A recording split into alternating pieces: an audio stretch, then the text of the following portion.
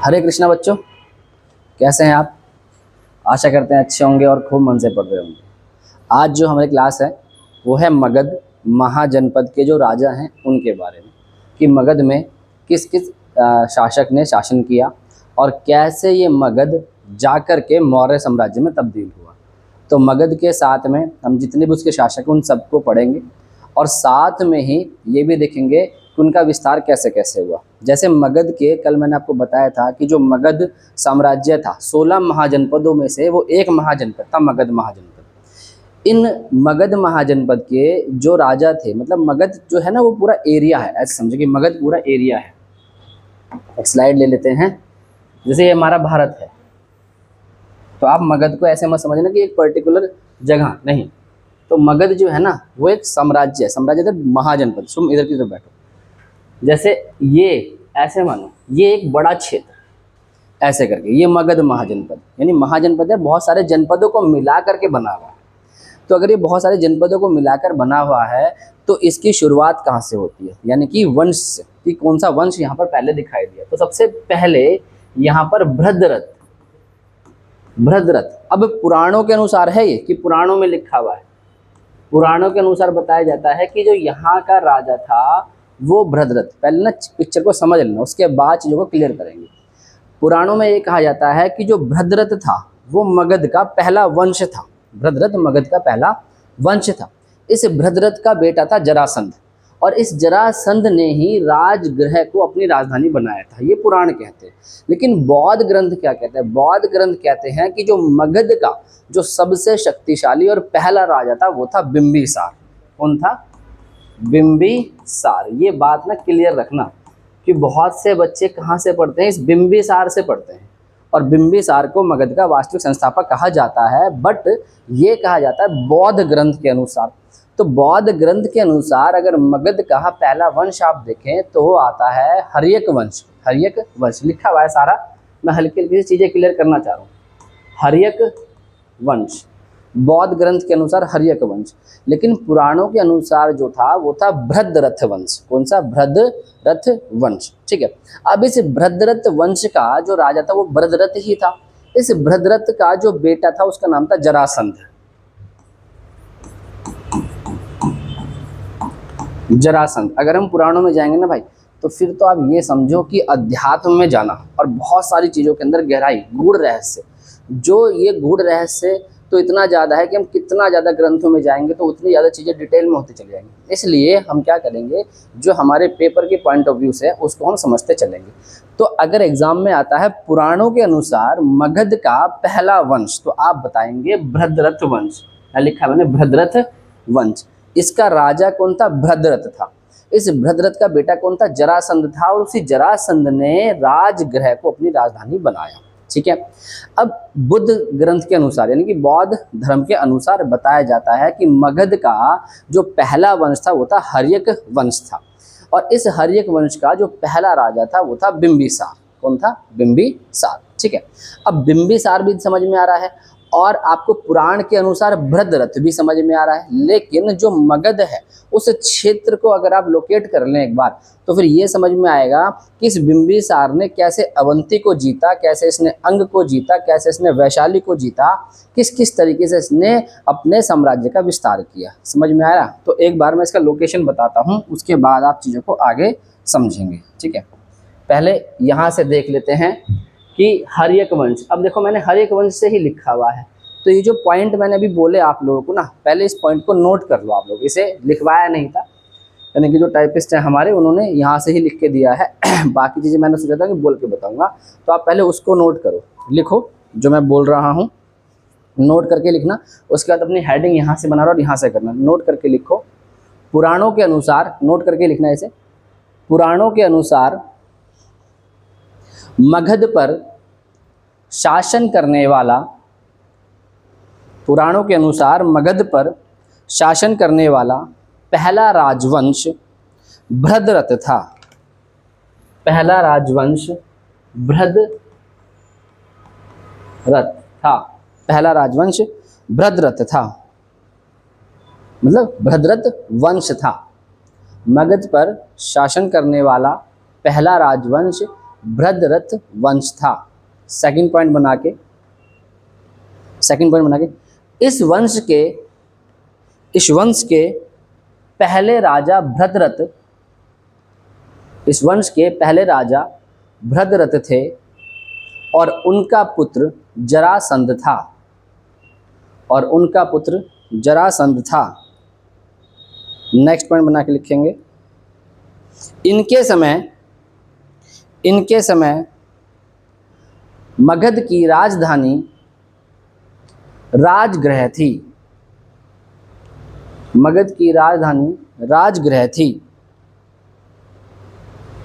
Next point बना के लिखेंगे, महाभारत के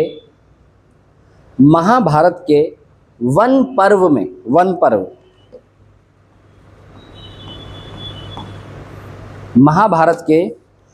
पर्व में राजगृह को जरासंध की राजधानी बताया गया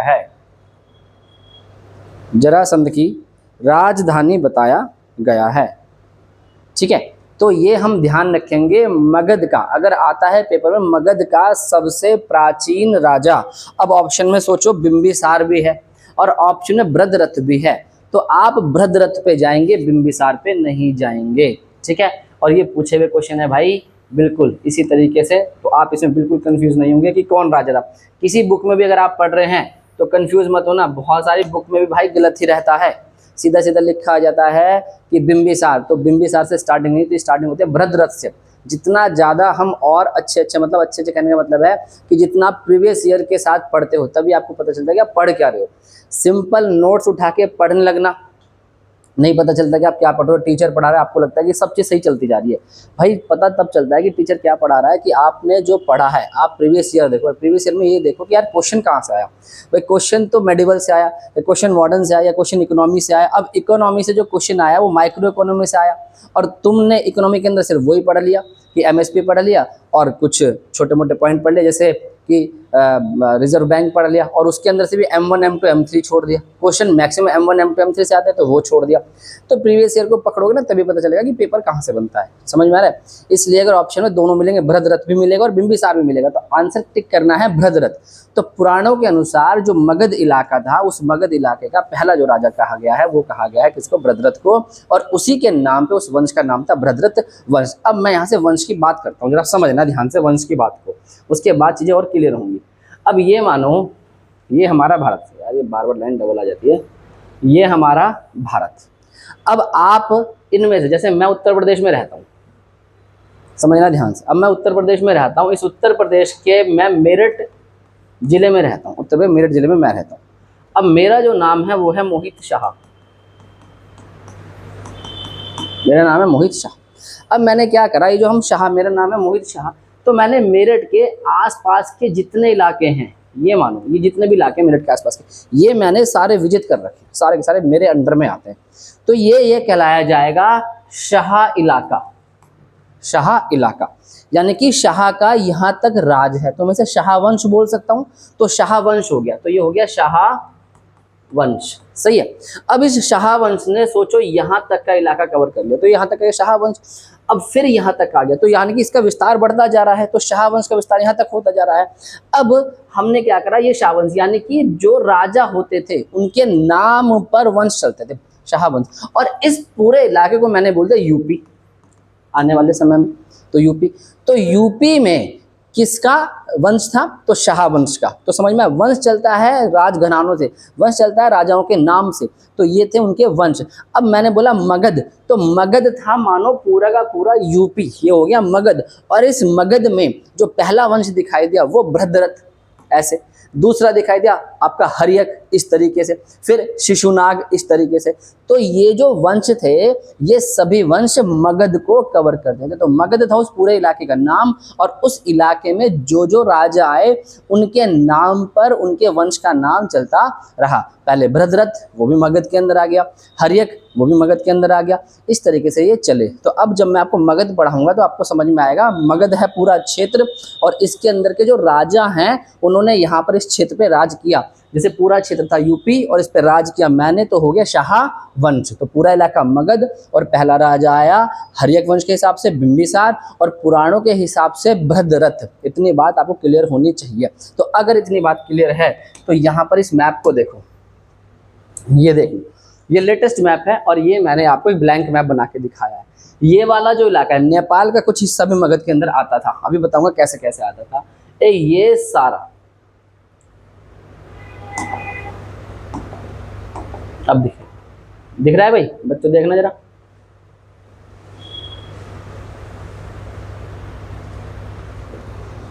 दिख रहा है, ये मिलाकर के मगध का इलाका पड़ता था। अब जरा देखना मगध में क्या क्या आ गया। इसमें तो हल्का सा राजस्थान भी टच हो गया, मध्य प्रदेश भी टच हो गया, उत्तर प्रदेश भी टच हो गया, नेपाल भी टच हो गया, बिहार टच हो गया, झारखंड टच हो गया, वेस्ट बंगाल टच हो गया, छत्तीसगढ़ टच हो गया, उड़ीसा टच हो गया।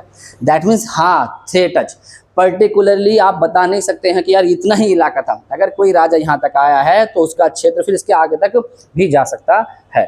तो ये सारा था मगध, पूरा का पूरा मगध। अब इसमें जो जो राजा आए उन राजा ने पहले कैसे इसको कैसे बढ़ाया, यहाँ तक कैसे सिस्टम आए, यहाँ तक कैसे। दैट मीन्स सोचो कि एक आदमी यहाँ है, अब उस आदमी ने कैसे अपना विस्तार किया, कैसे वो यहाँ पहुंचा, कैसे यहाँ पहुंचा, कैसे यहाँ पहुंचा, कैसे यहाँ पहुंचा, कैसे यहाँ पहुंचा, और कुल मिलाकर पूरा का पूरा ये एम्पायर अपने अधीन कर लिया। और इसी का बढ़ता रूप आपको दिखाई देगा मौर्य साम्राज्य में, जब वो पहुंचेगा इस तरीके से। सबसे बड़ा साम्राज्य मौर्य साम्राज्य था।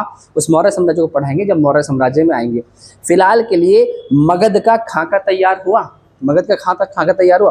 अब यहाँ से स्टार्ट करते हैं हम अपने कहाँ से, हर्यक वंश से। इतनी बात समझ में आई है? वीडियो को पॉज करके दोबारा देख लेना, अच्छे समझ में आ जाएगा। नहीं तो कमेंट में बता देना, मैं दोबारा बता दूंगा। अब हम आते हैं अपनी स्लाइड पे। अब इस वाले मैं आपको भी दोबारा दिखाऊंगा। मैं पहले यहाँ तक की बात समझ में आ गई, दोबारा देख लो क्या बताया मैंने कि ये जो मगध था ये कौन सा कितना इलाका कवर कर रहा था, ये सारा इलाका ये ऐसे करके ये कवर कर रहा था, ठीक है ना, ऐसे मगध कवर कर रहा था। कैसे कैसे मगध बढ़ा, उसका स्टार्ट होता है किससे, बिंबिसार से। ये मगध किस तरीके से ऐसे फैला है उसका स्टार्टिंग कहाँ से होती है, बिंबिसार से। तो उसी बिंबिसार को हम किस में देखते हैं, बौद्ध ग्रंथ के अनुसार देखते हैं। बिंबिसार को हम किसके अनुसार देखते हैं, बौद्ध ग्रंथ के अनुसार देखते हैं। याद रखना चीज़ें। अब ना पेपर की क्वालिटी जो है और पेपर के जो क्वेश्चन है वो भी अलग अलग होने लग गए हैं। पुरानी चीज़ें जो दी एक आध चीज़ें पूछेगा, नहीं तो जो मैक्सिमम और अंदर से गहराई से जो पेपर बनाना चाह रहे हैं तो क्वेश्चन वहाँ से निकाल के लेकर आते हैं। तो चीज़ों को ठीक से लेके समझते हुए चलना।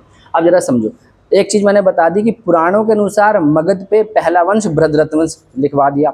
दूसरा आता है बौद्ध ग्रंथ के अनुसार। तो बौद्ध ग्रंथ के अनुसार जो मगध पे जो पहला राजवंश था वो कौन सा था, हर्यक वंश। कौन सा था, हर्यक वंश। टाइम पीरियड है 544 से 492 ईसा पूर्व तक, ठीक है। अब चलेंगे इसके अंदर। संस्थापक, हर्यक वंश का संस्थापक कौन था, बिंबिसार, पहला पॉइंट। हर्यक वंश का संस्थापक बिंबिसार। दूसरा पॉइंट, 16 महाजनपदों में से एक मगध साम्राज्य का उदय हर्यक वंश के रूप में हुआ। यानी कि जो मगध साम्राज्य था इसका जो उदय हुआ वो हर्यक वंश के रूप में हुआ। आया समझ में? मैंने बताया ना, जैसे उत्तर प्रदेश है तो उत्तर प्रदेश का उदय कैसे हुआ, शाह राजवंश से। मेरा नाम मोहित शाह, तो शाह राजवंश से ऐसे एग्जाम्पल बताया।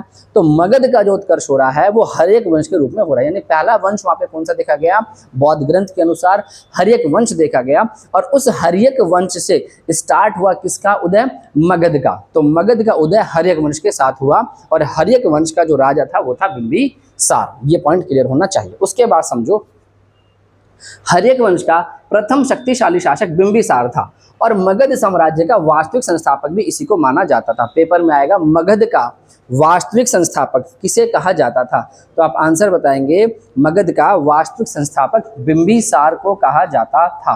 किसे कहा जाता था, बिंबिसार को कहा जाता था। 15 वर्ष की आयु में बिंबिसार ने मगध की राजगद्दी पर कदम रखा और यहाँ पर मगध की राजगद्दी पर कदम रखा और इस शासन को अपने अधीन लिया और यहाँ पे राज करना शुरू करा। और लगभग 52 सालों तक इसने शासन किया। कितने साल तक, 52 साल तक। अब बिंबिसार के लिए क्या कहा जाता है समझो, मैं भी ले लेता हूँ उसके ज़्यादा अच्छा समझ में आएगा। ये देखो, जैसे यहाँ मान लो, यहाँ हर्यक वंश है, हमने मान लिया यहाँ हर्यक वंश है, इसका उदय होना शुरू हुआ। राजा कौन है, बिंबिसार। तो बिंबिसार 15 वर्ष की आयु में यहाँ पर बैठा और इसने अपने इस वंश को, हर एक वंश को सोचा मैं इसे बढ़ाऊंगा। तो अब मैं इसको यहाँ पे लेकर आता हूँ ब्लैंक पॉइंट पे। तो ये रहा हर्यक वंश। अब इस हर्यक वंश का जो राजा था वो था बिंबिसार।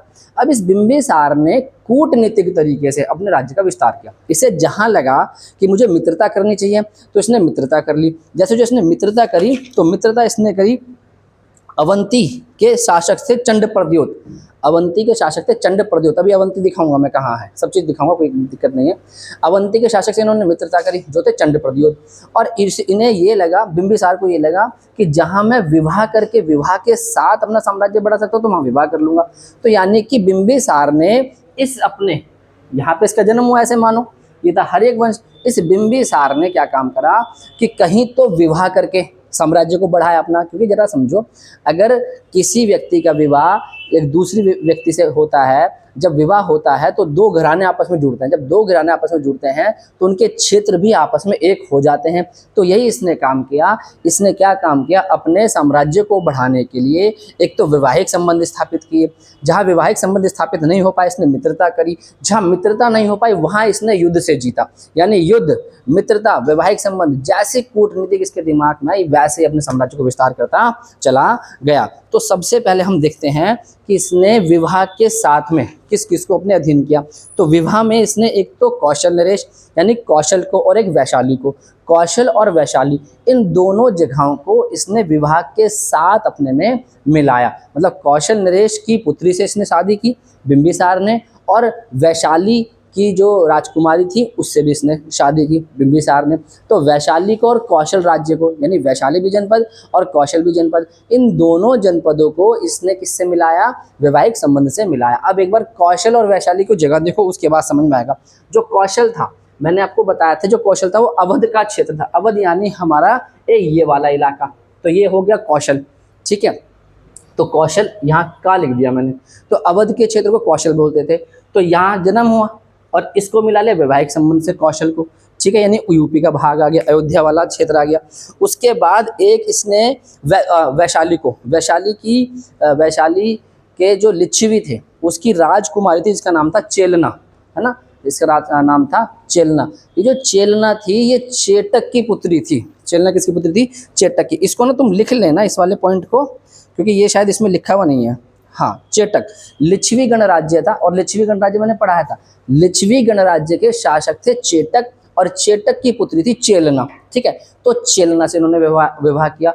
तो जो वैशाली है, अब वैशाली मैंने खूब अच्छे से आपको पढ़ाया था। वैशाली जो राजधानी थी बच्चों, वो थी आपकी वज्जी संघ की, है ना। तो वज्जी, आज का जो वो पहला का जो वज्जी था वो आज का वैशाली वाला भाग आता है। वैशाली जो भाग था, इस वैशाली भाग में आपका बिहार और कुछ भाग आपका नेपाल का भी आता था, मिथिला का भी क्षेत्र आता वैशाली में। तो इसका मतलब है कि यहाँ पर ये बिहार हो गया और ये देखो ये नेपाल हो गया। तो वैशाली हो गया बिहार, तो वैशाली और कुछ नेपाल का हिस्सा भी आ गया। तो यानी कि जो इसने वैशाली की राजकुमारी से शादी की, तो वैशाली की जो राजकुमारी से शादी की उससे इसने वैशाली यानी बिहार का भाग, कुछ जो बिहार का भाग जो बच रहा था वो भी अधीन में ले लिया, और साथ में नेपाल का कुछ भाग भी अधीन में ले लिया। तो एक हुआ कौशल और एक हुआ वैशाली। यहाँ मैं वी लिख देता हूँ, वैशाली। तो वैशाली, जो वैशाली था उसको हम वज्जी भी बोलते थे, ठीक है ना। तो यानी कि वैशाली को भी ले लिया और कौशल को भी ले लिया। किसने ले लिया, बिंबिसार ने लिया। अब देखो दोबारा से सुनो, हर्यक वंश बिंबिसार, विवाह किससे किया, कौशल की पुत्री, कौशल नरेश की पुत्री से विवाह किया, और एक विवाह किया वैशाली के लिच्छवी गणराज्य की चेलना महारानी से। तो इन दोनों से विवाह करके इन साम्राज्य को मिला लिया। उसके बाद इसने क्या काम करा, एक था अवंती का राजा चंडप्रद्योत। जो अवंती जगह पड़ती है उस अवंती को देखो, अवंती पड़ती है आपका मध्य प्रदेश वाला भाग, ये वाला है ना, ये ऊपर में और नीचे में। दक्षिण मैंने बताया था उत्तरी उज्जैनी राजधानी थी और दक्षिण में माहेशमती राजधानी थी, ये सारी चीजें मैंने बताई थी। तो यानी कि इसने अवंती, जो अवंती का राजा था चंडप्रद्योत, उससे मित्रता करी और अवंती को भी अपने पास में कर ले। अब ये देखो, ये विवाह से हुआ, ये भी विवाह से मिलाया और इसे मित्रता से मिलाया। अब इसके बाद एक बचा था आपका अंग, ठीक है। जो अंग था, इस अंग की राजधानी थी चंपा, यानी कि ये कोने वाला भाग, ये वाला चंपा वाला, इसको इसने युद्ध से मिला लिया। तो जरा देखना, ये मिला लिया, ये मिला लिया, ये मिला लिया, ये मिला लिया, ये इस तरीके से मिलाया नहीं मिलाया सारा का सारा। तो कुछ इसने मिलाए विवाह से, और कुछ इसने मिलाए मित्रता से, और कुछ मिलाए इसने युद्ध से। अब इन चीज़ों को हम एक एक करके पढ़ते हैं, अगर आपको ये क्षेत्र समझ में आ गए होंगे। ठीक है, अब मैं आपको इन्हें फटाफट से क्लियर करते हुए यहाँ समझाता हूँ चीज़ों को। अब देखो, ये सारी बातें लिखी हुई हैं मैंने, ये देखो, अब आपको समझ में आएगा। नहीं आएगा तो तुम दोबारा वीडियो को रोकना और फिर देखना। ठीक है, मगध की आरंभिक राजधानी राजगृह थी। आरंभिक राजधानी राजगृह थी। मत्स्य पुराण में बिंबिसार को क्षेत्रोजस कहा गया, ये ध्यान रखेंगे, बिंबिसार को क्षेत्रोजस कहा गया है किसमें? मत्स्य पुराण में। फिर आता है जैन साहित्य में बिंबिसार को श्रोणिक कहा गया है। क्या कहा गया है? श्रोणिक। जैन साहित्य में से श्रोणिक कहा गया है, श्रोणिक है ये, श्रोणिक। मत्स्य पुराण में क्षेत्रोजस और जैन साहित्य में श्रोणिक। कई बार आता है कि श्रोणिक किसे कहा जाता है? तो बिंबिसार को। कई बार आता है क्षेत्रोजस किसे कहा जाता है? बिंबिसार को। फिर आता है बिंबिसार ने अपने राज्य के विस्तार के लिए वैवाहिक संबंध स्थापित किए थे, और बिंबिसार ने 3 विवाह किए थे। इसका मतलब है अपना राज्य बढ़ाने के लिए वैवाहिक संबंध स्थापित किए और साथ ही साथ 3 विवाह भी किए। तो वो विवाह कौन को? इसका स्क्रीनशॉट ले लेंगे। समझ में आ रहा है बच्चों? स्पीड तेज तो लग रही? अब तो आराम आराम समझ में आ रही होगी बातें। तो आगे देखो, यहाँ पर पहला विवाह अभी मैं बता कर गया हूँ आप लोगों को।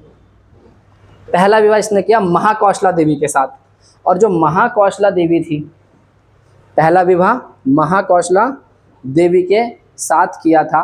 और महाकौशला देवी कौशल राज की पुत्री थी। महाकौशल देवी प्रसन्नजीत की बहन थी। इस विवाह से बिंबिसार को काशी दहेज में मिला था, और काशी से 1 लाख रुपए की वार्षिक आय होती थी।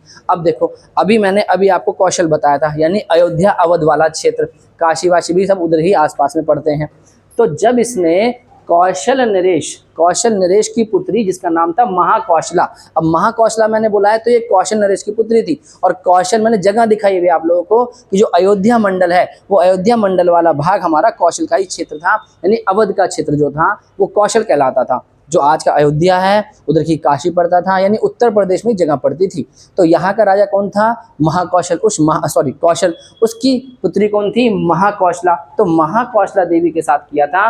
महाकौशल देवी कौशल राज की पुत्री थी और प्रसेनजीत की बहन थी। इनका भाई कौन था? प्रसेनजीत की ये बहन थी। तो प्रसेनजीत की बहन थी महाकौशला देवी। इसका विवाह किसके साथ हुआ? बिंबिसार के साथ हुआ। और दहेज के रूप में बिंबिसार को काशी मिल गया। और उस समय काशी से आप समझो 1 साल में 1 लाख की आय होती थी काशी से। समझ में आया? 1 साल में 1 लाख की आय होती थी। तो पहला वैवाहिक संबंध स्थापित किया कौशल से। उसके बाद दूसरा विवाह वैशाली की लिच्छवी राजकुमारी से। वैशाली मैंने अभी जगह दिखाई थी आप लोगों को, है ना? जो वैशाली है, वज्जी, जो वज्जी बताया था मैंने, उसी वज्जी के अंतर्गत ये वैशाली पड़ता था। और वैशाली का जो भाग है वो दरभंगा यानी बिहार का भाग और कुछ नेपाल का भाग। तो वैशाली में बिहार और नेपाल का भाग आता था, यानी नेपाल और बिहार को भी कैसे जीता? वैवाहिक संबंध से अपने पास कर लिया। तो लिच्छवी राजकुमारी चेलना, ये चेटक की पुत्री थी। यहाँ पे नहीं लिखा, आप लिख लेना, है ना? लिच्छवी गणराज्य का राजा था चेटक, चेटक की पुत्री थी चेलना। इससे हुआ, और इस चेलना से अजात शत्रु का जन्म हुआ था। इसका पुत्र था बिंबिसार का अजात शत्रु। तो अजात शत्रु का जन्म इसी चेलना से हुआ था, और इसी अजात शत्रु ने बिंबिसार की हत्या की थी। अभी अजात शत्रु के बारे में इसके बाद में पढ़ाएंगे। ठीक है। तीसरा विवाह पंजाब की मुद्र कुल की राजकुमारी क्षेमा से हुआ था। एक विवाह और किया था पंजाब की राजकुमारी क्षेमा से, और तो पंजाब का भी कुछ भाग, मतलब जब विवाह किया तो पंजाब के भाग अपने में ले लिया था। तो इस प्रकार इसने विवाह से 3 चीजें विवाह से एक्सेप्ट की। तो 3 चीजें तो विवाह से मिला ली अपने पास, और बाकी चीजें युद्ध से और मित्रता से मिला ली। तो उसको भी देख लेते हैं हम, युद्ध और मित्रता से। अब आपको समझ में आ रहा होगा मगध का इलाका, जैसे मैप दिख रहा होगा तो बिहार, मध्य प्रदेश, उत्तर प्रदेश सब ध्यान में चल रहा होगा कि हाँ यार ये सब है। कौशल बोला है तो नेपाल समझ में आ रहा होगा, वज्जी वाला भाग समझ में आ रहा होगा, है ना? कौशल बोला है तो अवध वाला भाग समझ में आ रहा होगा, और वैशाली बोला है तो बिहार और नेपाल वाला भाग समझ में आ रहा होगा। वीडियो को रोक रोक के इसे नोट कर लेना अच्छे से। अब आगे देखो, इन विवाहों से मगध का विस्तार उत्तर और पश्चिम की तरफ हो गया। ऊपर भी हो गया मगध का विस्तार और नीचे भी हो गया मगध का विस्तार। अब उत्तर भी दिखा आपको और नीचे भी दिखा, दोनों दिखाया मैंने मैप में। फिर बिंबिसार ने अंग राज्य को जीता। अब अंग राज्य को जीता और उसे मगध में मिला लिया, यानी अंग से क्या हुआ था? युद्ध हुआ। तो अंग को जीत के मगध में मिला लिया था तथा अपने बेटे अजातशत्रु को यहाँ का शासक नियुक्त किया था। और अंग का शासक किसे बनाया? अजातशत्रु को बनाया। तो बिंबिसार ने जो अंग था वो युद्ध से जीता। अंग यानी कि अंग की राजधानी मैंने बताई थी कि चंपा, जो अंग था उसकी राजधानी आप लोगों को याद करो, चंपा उसकी राजधानी बताई थी मैंने, और जो इलाका पड़ता है वो भागलपुर वाला पड़ता है।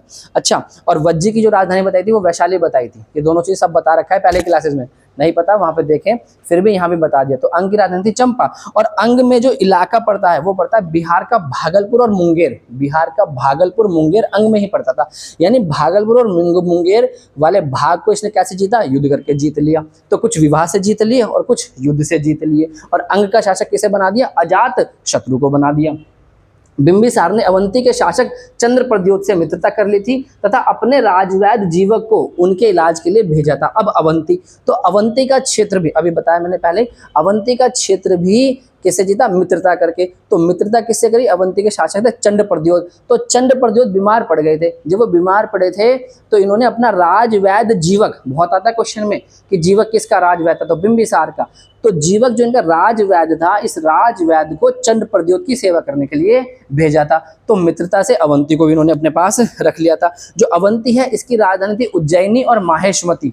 उत्तर में उज्जैनी और दक्षिण में माहेश्मती। और ये अवंती वाला इलाका है, ये मध्य प्रदेश वाला इलाका पड़ता था। तो अब आपको अवंती का इलाका भी मैंने बता दिया, वैशाली का इलाका भी मैंने बता दिया, कौशल का इलाका भी मैंने बता दिया, अंग का इलाका भी मैंने बता दिया।